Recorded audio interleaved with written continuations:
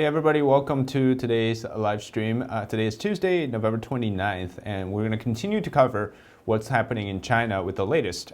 Breaking news across the Chinese social media is a notice from Shanghai, actually, that basically says that there's a plan, likely not rumored, likely real. It's been shared across multiple journalist platforms, and it's something about Shanghai potentially going back into lockdown.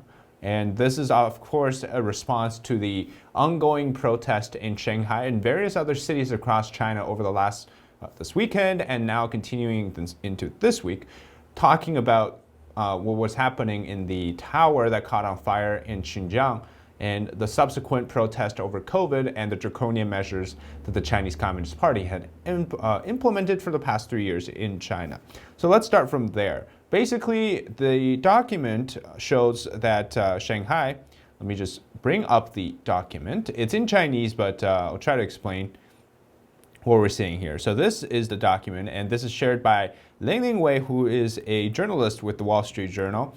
Says, if anything, policy in China is becoming, let me zoom out a little bit on this. Seems we can. I'll just read it to you. But basically, she says that the policies in China is becoming even more unpredictable, and friends in Shanghai share these official notices, which, if you can see here, I'll read it, says, according to the needs of the officials and leadership, working task force, blah, blah, blah, blah. According to these, we, from this day on, which is, I believe, is 28th, so today for us, people will, in the Shanghai, I think that says Corona Task Force, defend against the virus. Everybody needs to kind of tighten up because there's basically saying that we have to prepare for a state of emergency almost because of the health risk of coronavirus, and that includes, in this one, it specifically talks about how you need to prepare for 60 days worth of food. Okay, 60 days worth of food. If you remember last time Shanghai, it was under lockdown, was back in May and in April actually. And during that time, Shanghai went through 2 months of lockdown. And that was a period of tragedy because we saw a bunch of humanitarian crises across the city of Shanghai. 25 million people under lockdown. You had situations where you had babies separated from their parents in quarantine. You had senior home death reported by the Wall Street Journal and a few others. You had people jumping off a building because they couldn't take the pressure, the anxiety and the stress from the long period lockdown. You also had starvation. You had lack of supplies. You had people in an apartment complex trading food with each other, for items just to survive. And you had a full lockdown in Shanghai that was, to which I think a scale we haven't seen for a while in China. And for anything, Shanghai is really kind of the most representative city in China for all things like the economy and political power. So to control Shanghai is basically to control the rest of China, right? If you can manage to keep Shanghai intact, then the rest of China will follow. And that's really the situation here. So based on the protests that were happening in Shanghai, we had slogans like calling Xi Jinping to resign. We had slogans like down with the CCP. You had slogans where it was very much about the government being in the wrong and the fact that they need to take responsibility, right? These are, in the CCP's term, these are revolutionary slogans. So it's something very destabilizing to the regime. And of course, Shanghai being a political hub as well, the chief party official of Shanghai always ends up going to Beijing to get a promotion to become part of the Central Committee, as well as Shanghai is kind of a global hub, right? So you have a mixture of different affairs within it. But because this is kind of the situation where you can, if you can keep 25 million people down for 2 months, you can definitely keep more people to shut their mouths and to stop them from protesting. So, of course, the focus this time is to stop Shanghai from causing more trouble for the rest of China. And also, we have other indications as well. This one is from the U.S. Embassy in China. So let's quickly read this one as well. It says the United States has, by the way, this one came out yesterday, right? So it's been more than a day. The United States has no higher priority than the safety, health, and well-being of American citizens overseas. We're actively working with and assisting our citizens experiencing challenges related to the recent rise of COVID-19 infections in China. The People's Republic of China, PRC authorities have expanded COVID-19 prevention restrictions and control measures as outbreaks occur. These measures may include residential quarantines, mass testing, closures, transportation disruptions, lockdowns, and possible family separation. Ambassador Burns and other mission officials have regularly raised our concerns on many of these issues directly with senior PRC officials and will continue to do so. We encourage all U.S. citizens to keep a 14-day supply of medications, bottled water, and food for yourself and any member of your household. Okay, so everybody's questioning why the U.S. Embassy in China is releasing such a notice a day before today, which then we saw the Shanghai notice come out, right? There must be some type of an intelligence report given to the consulate and the embassy in China by the U.S. intelligence community or people on the ground. As we know, obviously, there's a lot of intel operations in China as well by the United States to warn them of potentially another system-wide lockdown in place, right? Because if you think about what the lockdown means to China now, today, it's no longer about health concerns and it's more about political control, right? A lockdown is basically it's a political power tool, not one for the economics or health-related issues. It gives you the ability to maintain stability, and it gives you the ability to use enforcement like law enforcement and health enforcement as the only way to keep order.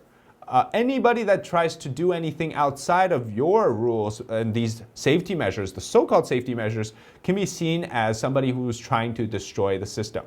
And you're given so much legitimacy in the context of keeping everybody safe, quote unquote safe, that you're given so much freedom to do whatever you want, right? There's no law involved because this is something that's beyond like a regular law.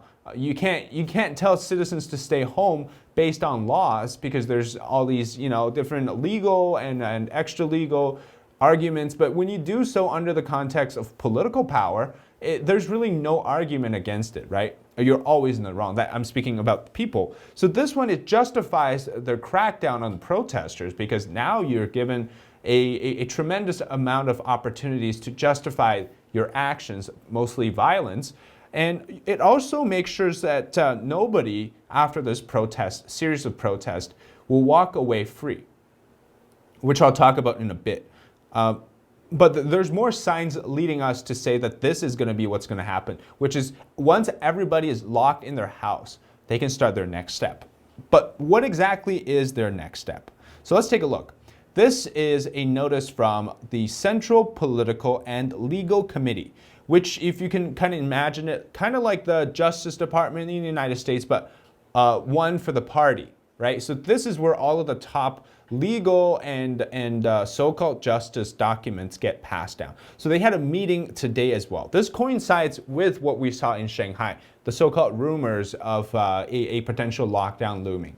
Okay, it says this is about crackdown on infiltration and sabotage by hostile forces, maintain national security and social stabilities. Of course, the so-called hostile forces that they're referring to refers to things like the United States and other Western nations, supposedly interfering in China's internal affairs and causing chaos by sort of starting these color revolutions in China where students are protesting, right? We all know that that's not true. The U.S. didn't start a revolution in China. It is people's fed up, their anger over zero COVID that started these protests, right? It was the fire that killed, at least 10 people, but probably a lot more in Xinjiang that started these protests. So clearly they're trying to blame everything on foreign forces or hostile forces that are trying to do harm to China. This way they can justify any actions, right? So let's take a quick look on this. So it says Xinhua News Agency, Beijing, November 29th, Chen Wenqing, member of the Political Bureau of the CPC Central Committee and Secretary of the Central Political and Legal Committee. So Chen Wenqing is this is like literally his first day on the job, and he landed such a good opportunity to harm the people in China, right? So this is his first big breakthrough in the eyes of a communist official to be elevated to such a position to oversee essentially safekeeping of regime stability and to have this opportunity. Okay, so we're reading about here, okay? Convey and learn from the recent decisions and deployments of the party central committee. The meeting emphasized that political and legal organs must take effective measures to implement the spirit of the 20th Party Congress and resolutely safeguard national security and social stability. What kind of message did they send in the 20th Party Congress? Well, that was the Congress that basically got Xi Jinping to stay in term for another full term, which is 5 years. And it also gave complete control of social, political, and economic power to the top circles within the CCP to make whatever decisions they can. And none of that signals anything different than zero COVID, right? So under this context of lockdowns, mass testing, whatnot, anything that's seen as a disruption to stability will be subjected to punishments. It says the meeting here, so the one that happened today, centered on the deployment requirements of the party's 20th National Congress report on political and legal work, studied in the tasks, objectives, and blah, blah, blah, blah, implemented by political and legal agencies in the next period. And it says required the full implementation of the spirits of the 20th National Congress of the CCP and the deeply understood the decisive significance of the two establishments resolutely achieving the two safeguards. Thoroughly implement Xi Jinping's thought on the rule of law and the overall national security concept. They're basically painting the protests as one that harms China's national security. And it says here, necessary to adhere to a people-centered approach. In Communist Party terms, that means party-centered approach, basically. Improve political standing and continuously enhance political judgment, political comprehension, and political execution. Notice they mention nothing about human rights, liberty, freedom, the economy, social stability, anything like that. It's all political power, right? It is necessary to resolve conflicts and disputes in a timely manner. What does that mean in a timely manner? It means the central government has spoken. We're going to give you a week to curb the protesters, to make them stop talking. That's the timeline, okay? To help to resolve the practical difficulties of the people. That's again, it doesn't mean that the people are angry, we're going to solve their problems. It means practical difficulties of the party, which is that these people are angry. We have to let them stay silent and they cannot talk and bring more instability to the party, okay? We must resolutely crack down on infiltration and sabotage activities by hostile forces in accordance with the law. No, nobody knows who the hostile forces are. Nobody knows where they come from. Nobody knows how they got there in China, like around this protest. But they're saying there's some type of a hostile force at work, okay? We all understand that this is all just talks to make up an excuse on how to curb the protest. It says resolutely crack down on illegal and criminal acts that disrupt social order and effectively maintain overall social stability. All of these mean that China is ready to start their next step, okay? And that is to brutally crack down on everybody that has been participating in these protests. Mostly peaceful protests. Some of them were clashes with the police because of various reasons, where the police started to arrest people or beat people. It depends on the situation, but overall, people were told to protest peacefully because that's how you can stop the regime from making more excuses to crack down on you, right? People know that. But the issue here is they're trying to blame everything on hostile forces. And my question is, are there actually that many hostile forces? So this is a video from, let me just try to find it. This one, okay. So this is a video from yesterday. And it shows, let me just take off this. And it shows what exactly, like the Chinese people understand that such a talk about hostile forces is really, it's made up, it's a lie by the Communist Party, but they always rely and fall back on this. So I'll play you this video. The context of this is that there was a protest in Beijing, there's like a guy basically saying, oh, I understand you guys' concerns, but there's definitely foreign forces at play, you know, blah, blah, blah, blah. And then these two students gave the perfect rebuttal, okay? So I'll play this, and I'll kind of narrate it just while we're, just to get more context and clarity.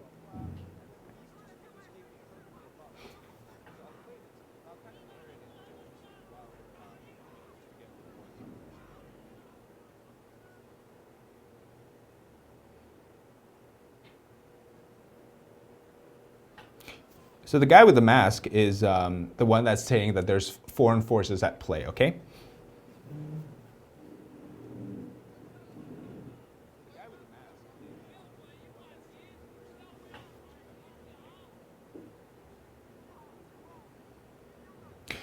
Right? That's such a good rebuttal. Like, was it the foreign forces who started the fire in Xinjiang that killed 10 people, right?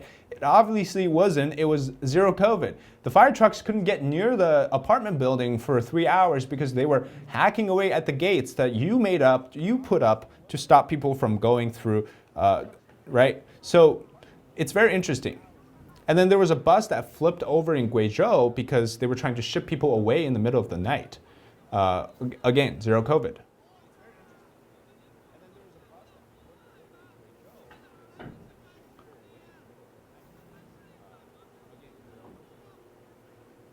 This is my favorite part.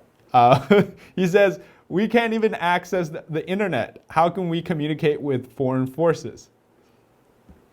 This is my favorite part. He says, we can't even access the internet. How can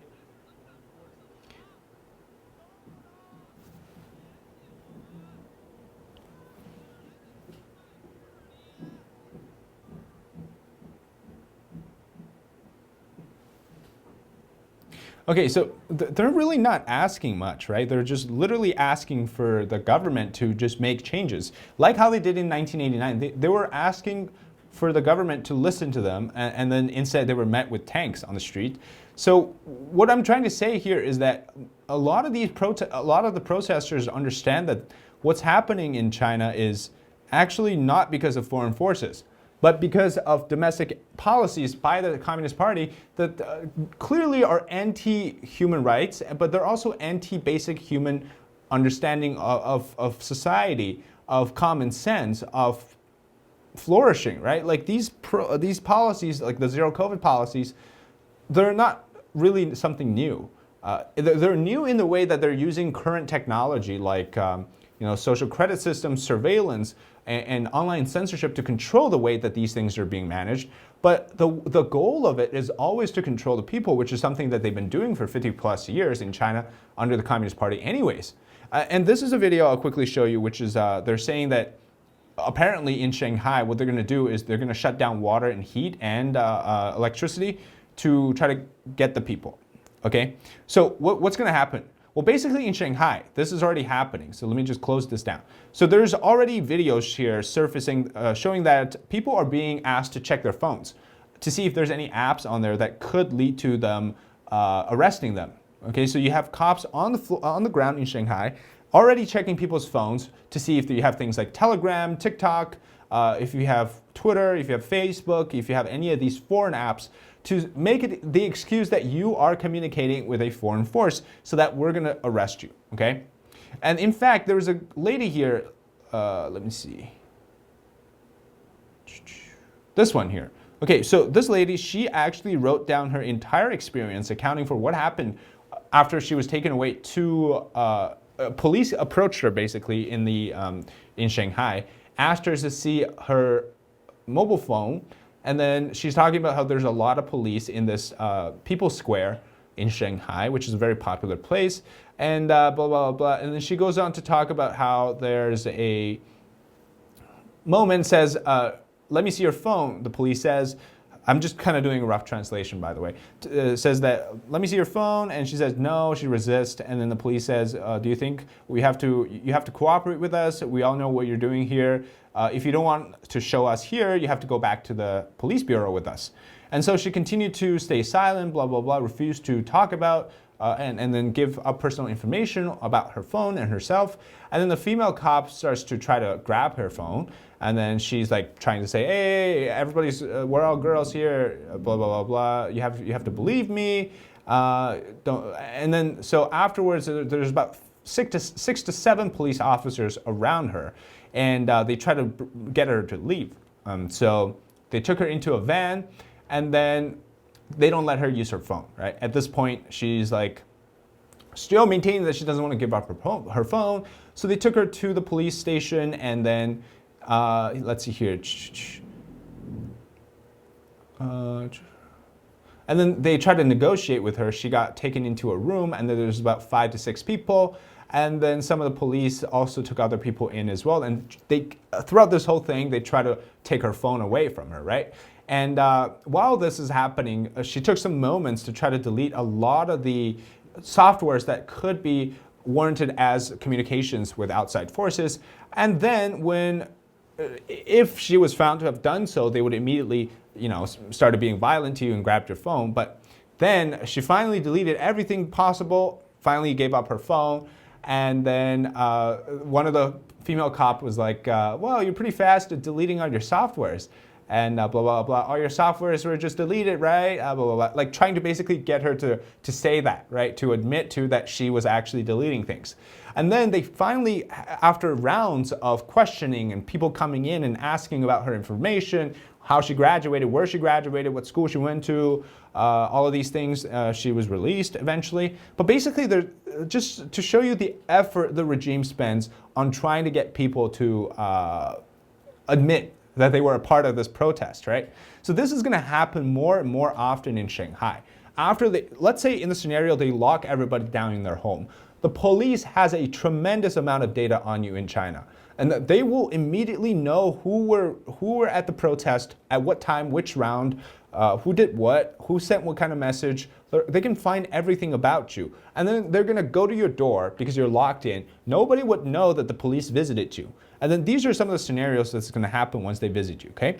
And this happened to the students in Tiananmen Square that protested in 1989, okay? If they weren't killed on the spot. They were either spoken with police officers, asked them to basically give up protesting. They were either sent to jail or they were converted to basically spy on their fellow students. Otherwise, they will also be sent to work camps or they weren't allowed to graduate.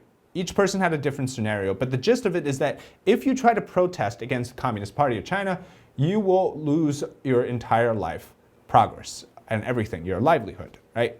Just to scare you and everybody around you that going up against the Communist Party is not the way to go, okay?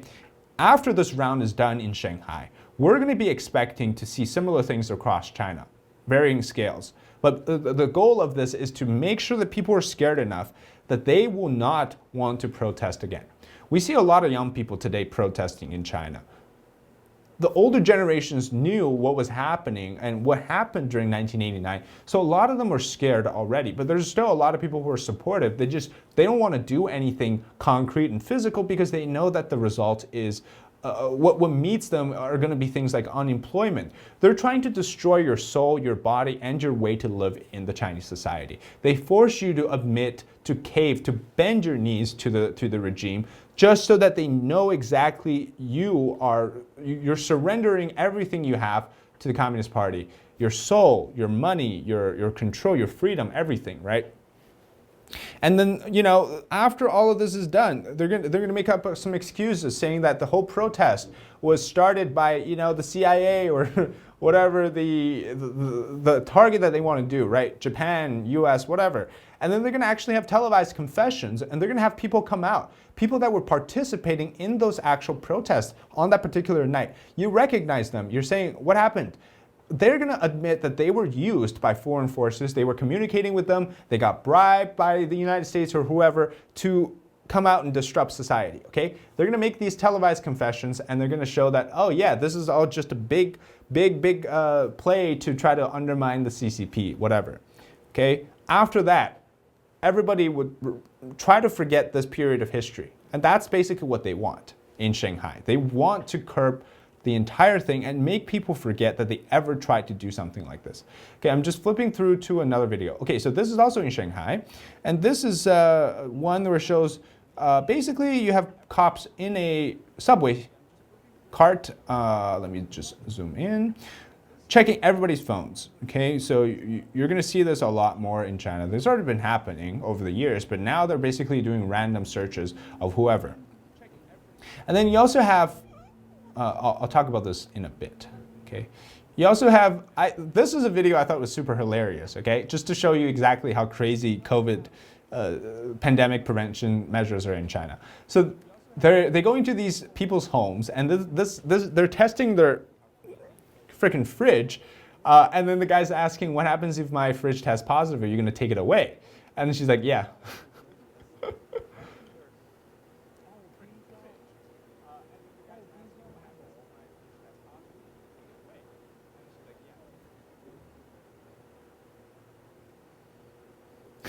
So the guy seemed like he couldn't believe what he was hearing from this lady, right? She's literally going to take away the fridge because, you know, it tested positive. I thought that was hilarious.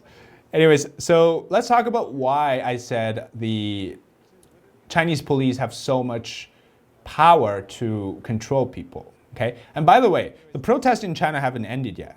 There's still more in different cities here. So this one's in Guangzhou, which is in southern China. And you have a lot of these riot police here dressed in white, and they're clearly ready, and they're more organized by the days to try to curb the protesters, okay? Look at this. They're moving in their squad, and they got all of the gears, okay? And then they're just trying to crush the protesters. But before we go, let's talk about why Chinese police forces are so good at controlling the people, okay? So this is from a reporter, Kate Cadell from I think Washington Post. So Chinese police, for example, in 2018, there's documents describing there's thousands of cameras. And you see this everywhere in major cities, but in particular in Shenzhen, there's a city of cameras, surveillance cams. They can track every behavior of everybody. I think the ratio is like 1 camera for 1 to 3 people or 3 to 5. Can't remember the exact numbers. But basically, there's a lot of surveillance. And then you think that if you wear masks, you're free from tracking. Well, that's not the case because they have so much data. They use artificial intelligence to recognize people despite even if you have facial covering. Okay? So it's very tough to know how effective they truly are, but COVID gave us hints. Like when officials in Tianjin used surveillance cameras to ID thousands near a supermarket and conduct home visits. This is what part of it, but the other part is every phone in China is tracked. And every phone is now essentially required to have this COVID app, this health app that dictates what you can do, where you can go, like depending on the color of the app, right? If you have a green, then you're good to go. If you have yellow, you can't take transportation or eat in restaurants. If you're red, you basically have to stay home. And what they're doing now is in universities, they know that, you know, say, quote, I'm at a university, kids protest, surely it's more relaxed. Nope, university surveillance is high and heightened by COVID. And then they had spoken with students on campus. In one case I remember hearing was that students couldn't even go to the bathroom or use the showers because that was somehow a part of the COVID control measures. And China since 2014 has steadily enforced real name registration that links your national ID via your phone number to any online social service. Online service social media companies are bound by law to comply, and police enforce it. Meaning that whatever you say in China, even if you have an anonymous account, you can be arrested for the things that you say online in China. Okay, so example is when Wuhan residents in early 2020 went online to say that relatives were falling ill from a disease that government had so far denied was contagious. Some told me that they were visited within hours by police. In one case, police came to the hospital to order a family to remove posts. Okay, so they will literally go to that place. The police bureau there will alert the cops and they go to you and they will tell you to delete. That's the less severe case. But there's so many people posting, they can't see everything, right? Well, nope. Virtually every city police bureau has embraced big data, public opinion analysis technology designed to monitor the send and filter through millions of data points to find instigators. It's much faster than we can all imagine, okay? And then you have alternative apps that could communicate, right? Well, nope. Here's a 2022 Proc Doc describes a standard Chinese police phone forensics kit, the apps they pull data from, over 1,000 local plus foreign apps from Twitter to Telegram, Airbnb, Fitbit, and Uber, which isn't even in China. So the fact that you have a foreign app doesn't mean that they can't control it anymore. They have data collection, right? How do you think that TikTok is collecting data from us, right? In America, all around the world. They use these apps in foreign countries to collect data for China so that they have the tools to maintain control for their own people. And frequently, police are employing mobile smartphone forensic systems on the street, meaning that they will take your phone on the street like what they were doing in Shanghai, just plug it in or do whatever and then find out what you've been doing. And Chinese reporters have noted people are reportedly being stopped by police who are checking phones for apps like Signal and Instagram, deleting photos. And after all that, at least people will remember my protests. Not likely. A search on Weibo, China's Twitter today shows nothing is happening at all. Why? Each company has thousands of sensors, meaning that even though we're talking about this, 98% of China doesn't even know what the heck is happening to the protests at all. Like, they just have no idea because there's literally no information access in China that would allow them to see what's happening.